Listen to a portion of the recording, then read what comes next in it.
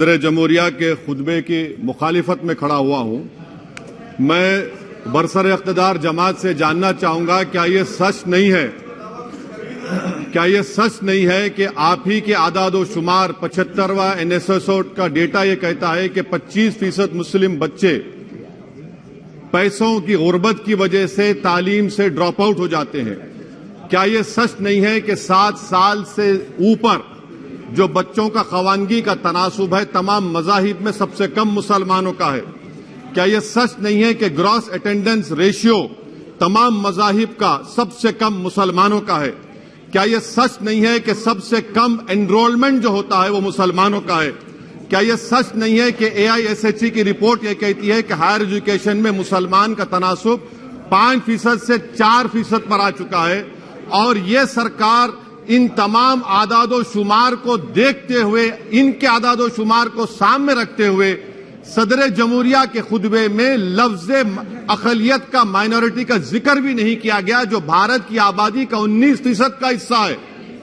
यह इनकी मोहब्बत है अक़लियतों से और मुसलमानों से। सर, क्या यह बात सच नहीं है कि आपने माइनॉरिटी के बजट को 40% कम कर दिया, स्कॉलरशिप के पैसों में 560 करोड़ रुपए कम कर दिए? ये आपकी मोहब्बत है जो नफरत की निशानी बनती है। नरेंद्र मोदी की सरकार ये नहीं चाहती कि अक़लियत और मुसलमानों के बच्चे तालीम याफ्ता होकर इस देश को मजबूत करें। वो उनको हमेशा गुर्बत और नाइंसाफी का शिकार बनाकर रखना चाहती है। सर, दूसरी बात इसमें यह है कि आज अक़लियतों को मुसलमानों के ताल्लुक से कोई महीना ऐसा नहीं जाता जहां पर उनको जान से मारने की धमकी नहीं दी जाती। बरसर इख्तिदार जमात के एक MP साहिबा ने कहा कि चाकुओं को सिर्फ तरकारी के लिए इस्तेमाल मत करो, गर्दनें काटने के लिए इस्तेमाल करो।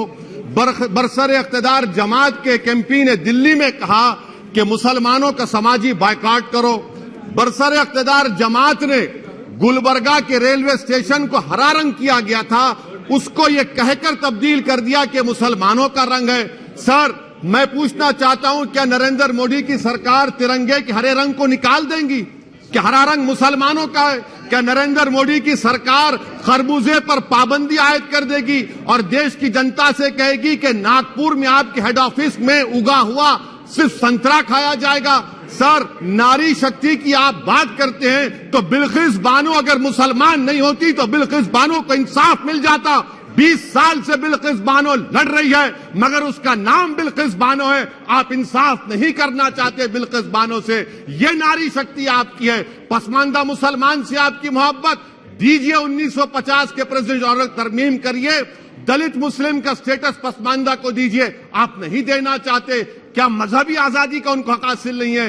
स्पीकर साहब, मैं मुसलमान हूं, मेरे बगैर ये मुल्क नामुकम्मल है। मैं इस मुल्क का यरगमाल नहीं हूं, मैं इस मुल्क का कैदी नहीं हूं। मैं पूरे सिटीजनशिप की राइट को चाहता हूं और अभी चाहता हूं। कब आप बिहार के सुरजापुरी और कोल्हिया बरादरी को कौमी OBC स्टेटस देंगे? स्पीकर साहब, दूसरी अहम बात मैं कहना चाह रहा हूं, चीन का जिक्र आपने किया। क्या प्रधानमंत्री अपनी जबान को जुम्बिश देंगे और चीन का नाम लेंगे? क्या आप चीन को डेमचौक और डेमसांग से उखाड़ कर फेंकेंगे? DGP कॉन्फ्रेंस में चेयरमैन साहब कहा गया कि 65 पेट्रोलिंग पॉइंट में से 26 पेट्रोलिंग पॉइंट पर भारत की फौज पेट्रोलिंग नहीं कर सकती है। चीन से आप डरते हैं। अरे, डिसएंगेजमेंट हुआ तो डी-एस्केलेशन कब होगा? डी इंडक्शन कब होगा?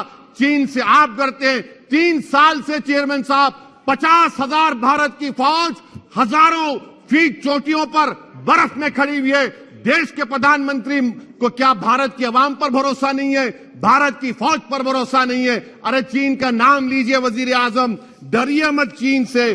तीसरी पॉइंट सर, हमारे कानून के मंत्री चले गए, पैराग्राफ 79 और 82 में बेसिक स्ट्रक्चर पर, आईनी ओहदों पर बैठे हुए लोग बेसिक स्ट्रक्चर पर तनकीद करते हैं, लॉ मिनिस्टर कॉलेजियम पर तनकीद करते हैं। इस ऐवान में जब NJSE का बिल आया, मैं वाहिद MP था, अब याद होगा आपको, जो मैंने कहा था कि भारत के संविधान के खिलाफ होगा बेसिक स्ट्रक्चर के। इंदिरा गांधी से सबक हासिल करना चाहिए। इंदिरा गांधी कहती थी कि जुडिशियरी मेरी पाबंद होना, अब नरेंद्र मोदी कहते हैं कि जुडिशरी मेरी वफादार होना। इंदिरा गांधी ने 42nd अमेंडमेंट किया, देश की जनता ने इंदिरा गांधी को इख्तियार से बेदखल कर दिया। आप वही इंदिरा गांधी की इरा को ला रहे हैं। आप बताइए स्पीकर साहब, क्या ईसाई मानने वाले व्हाइट टेरर हैं? क्या ईसाई मजहब के लोग व्हाइट टेरर को फरोग देते हैं? आप बताइए। मैं यहां पर जजेस को तहफ्फुज करने के लिए नहीं खड़ा हूं, मैं बेसिक स्ट्रक्चर की हिफाजत में बोल रहा हूं। मैं अदलिया की आजादी के लिए खड़ा हूं, मैं एग्जीक्यूटिव की आजादी के लिए खड़ा हूं, लेजिस्लेचर की आजादी के लिए खड़ा हूं। चेयरमैन साहब, कोर्ट का काम यह नहीं है, जजेस का काम यह नहीं है कि नरेंद्र मोदी सरकार की मदद करे। अदलिया का काम यह है कि इस देश की कमजोर और मजलूम आवाम से इंसाफ किया जाए। चौथा पॉइंट स्पीकर साहब, यहां पर एक बड़े सरमाएदार का जिक्र किया गया है। क्या यह बात सच नहीं कि कांग्रेस और बीजेपी ने ओलिगार्क्स को पैदा किया? आप दोनों ने मिलकर ओलिगार्क्स को पैदा किया। आज इसी वजह से 60% मुल्क की दौलत 1% जनता के पास है।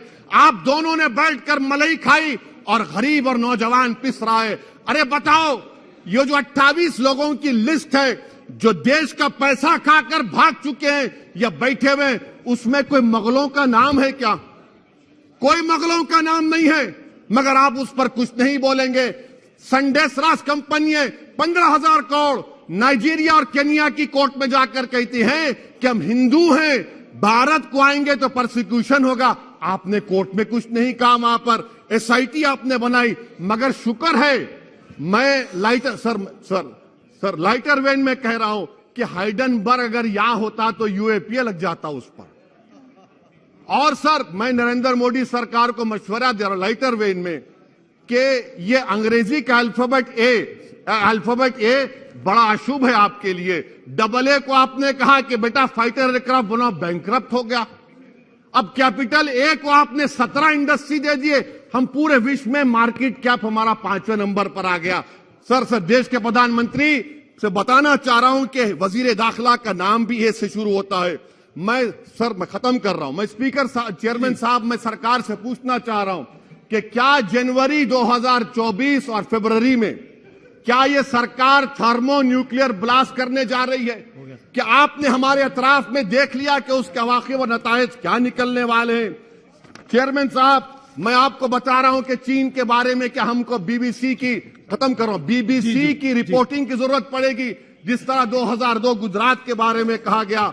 स्पीकर साहब, अक़लियतों के बारे में, मुसलमानों के बारे में एक शायर ने कहा था, आग से आग बुझाने को कहा जाता है, जख्म पे जख्म खाने को कहा जाता है। हम वफादार हैं बताने के लिए, हमको अपना सर कटाने के लिए कहा जाता है। सर, देश के प्रधानमंत्री पूरे फॉरेन टूर में जाते हैं, वहां पर गांधी का नाम लेते हैं। मुझे अप्रीहेंशन, खदशा इस बात का है कि इस देश में 2 बाबा कौम हो जाएंगे, एक सावरकर होगा और एक सौतेला बाबा कौम। कहीं आप महात्मा गांधी को ना बना दे। तो सर, मैं खत्म कर रहा हूं सर। इसीलिए मैं आपके जरिए से हुकूमत से मुतालबा करता हूं कि प्लेसेस ऑफ वर्शिप एक्ट को डिस्टर्ब ना किया जाए, मुसलमानों का अक़लियतों का बजट बढ़ाया जाए, बिल्किस बानो से इंसाफ करिए, चीन से मत डरिए प्रधानमंत्री, चीन को काट पर फेंकिए। शुक्रिया सर।